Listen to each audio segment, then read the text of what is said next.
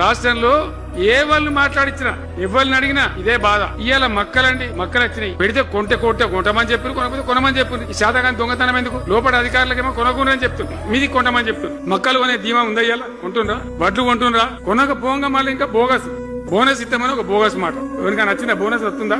వాటిదే bonus, అంత bogus. పంట వేసిన కాడ నుంచి పంట కొనుగోలు దాకా బీఆర్ఎస్ ప్రభుత్వం అని నిలబడ్డది. రైతులకు తోడుగా నిలబడ్డది. రైతులను ఆదుకున్నది. ధాన్యం తడిసిపోతే కూడా కొన్నది. కానీ ఇలా రైతాంగం అంతా ఆగమాగం. రైతు బంధు ఎప్పుడో తెలియదు, ధాన్యం కొనరో తెలియదు, కొంటే పైసలు తొందరగా వస్తాయో రావో తెలియదు. చాలా సతమతం అవుతుంది. రైతులను మాట్లాడితే చాలా తప్పు చేసుకున్నాం సార్, పొరపాటు అయిపోయింది అని బాధపడుతున్నారు.